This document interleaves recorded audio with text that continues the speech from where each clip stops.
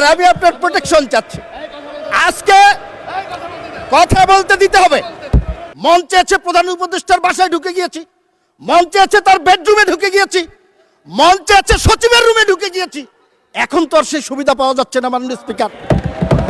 সরকারি গেজেট 844 জনের, উনি 1400-র মধ্যে 1200-র বাসায় কিভাবে গেল এটা তো আমি বুঝতে পারতেছি। কয়েকদিন যাবৎ খুব একটা অস্থিরতা লক্ষ্য করছি আমাদের মাননীয় বিরোধী দলের সদস্যদের মধ্যে। আমি খোঁজার চেষ্টা করেছি যে কি কারণে এই অস্থিরতা।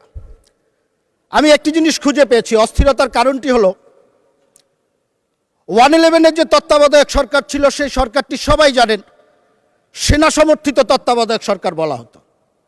আর গত 18 মাস যে সরকারটি ছিল, সেই সরকারটিকে কিন্তু এই যে আমাদের আজকের যারা বিরোধী দলীয় নেতৃবৃন্দ আছে, সেই জামাত ইসলাম এবং এনসিপি সমর্থিত সরকার হিসাবে সবাই সেই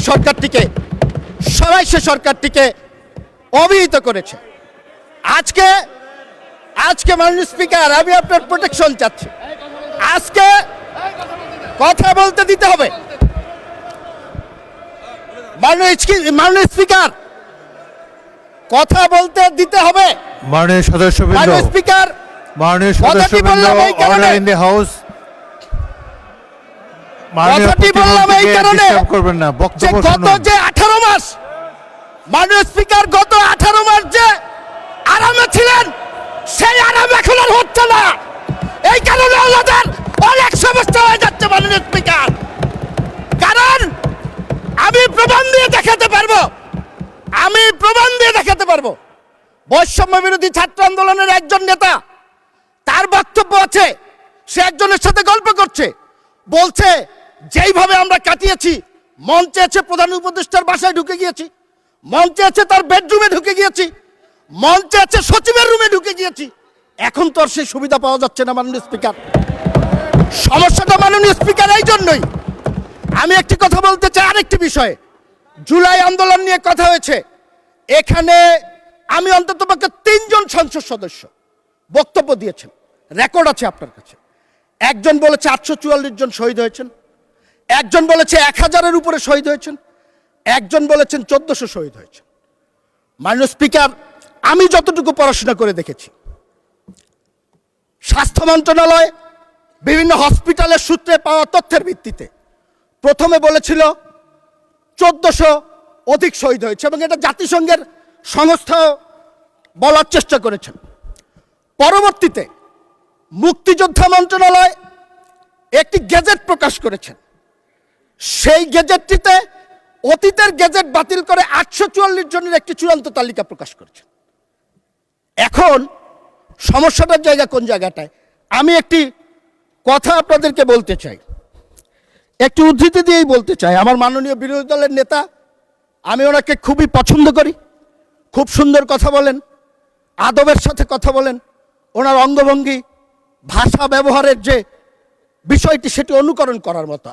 আমার সাথে যতদিন দেখা হয়েছে লবিতে, আমি ওনাকে সালাম দিয়েছেন, আমাকে হয়তো উনি ব্যক্তিগতভাবে চেনেন না, বাট আমি ওনাকে খুবই পছন্দ করি। কিন্তু গত 14 এপ্রিল 2026 তারিখে একটি অনুষ্ঠানে উনি বলেছেন, আমি তাকে দোষারোপ করছি না, আমি যা জানার জন্য মাননীয় স্পিকার আপনার মাধ্যমে। মাননীয় সদস্য, আপনাকে আরো 2 মিনিট দেওয়া হলো, 2 মিনিটের মধ্যে সাম আপ করেন। মাননীয় স্পিকার, আর একটু বাড়িয়ে দেওয়া হোক। সময় তো দেয় আপনাদের হুইপরা, বাড়ানো কমানো সব তাদের হাতে। উনি বলেছেন প্রোগ্রামটিতে, আমি পত্রিকার রিপোর্ট দেখে বলছি, আমি দেখাতে পারবো, 14 এপ্রিল 2026 1400 শহীদের মধ্যে 1200 শহীদের বাসায় যাওয়ার সৌভাগ্য আমার হয়েছে। এখন মাননীয় স্পিকার, সরকারি গেজেট 844 জনের, উনি 1400-র মধ্যে 1200-র বাসায় কিভাবে গেল এটা তো আমি বুঝতে পারতেছি। এখন আমরা সংখ্যাটা জানতে চাই। উনি যদি যেয়ে থাকেন কোনো আপত্তি নেই, আলহামদুলিল্লাহ, কিন্তু আমরা প্রকৃত সংখ্যাটা জানতে চাই। আজকে জুলাই আন্দোলন হয়েছে 1 বছর 2 বছর হয় নাই, এখনই স্মৃতির বিস্মৃতিতে অনেক কিছু হারিয়ে যদি যায়, 10 বছর 20 বছর পরে এই ইতিহাস বিকৃতি কোথায় গিয়ে পৌঁছবে? মুক্তিযুদ্ধকে নিয়ে যে ধরনের একটি ব্যবসা, এই মুক্তিযুদ্ধের চেতনা নিয়ে যে ব্যবসা আমরা দেখেছি গত 54 বছর, আমরা চাই না এই প্রজন্মের যারা আছি এই জুলাইকে কেন্দ্র করে নতুন করে ব্যবসা শুরু হোক। এই ব্যবসা বন্ধ করার জন্য প্রকৃত ইতিহাস, কতজন শহীদ হয়েছে, তাদের রাজনৈতিক পরিচয় কি আমরা জানতে চাই। আমরা তো রাজনৈতিক পরিচয়ের কথা বলেছি, এবং উনি আরেকটি কথা বলেছেন, আমার মাননীয় বিরোধী দলীয় নেতা, শহীদরা সবাই শিক্ষিত ছাত্র বা রাজনীতিবিদ নয়, তারা খেটে খাওয়া মানুষ, সাধারণ মানুষ। ভালো কথা,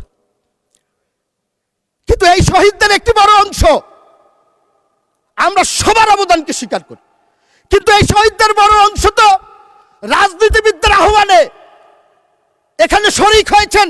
এই নেতৃত্বের অধীনে এই সংগ্রামে যারা শরিক হয়েছেন তাদের অস্তিত্বকে যদি আপনারা অস্বীকার করেন,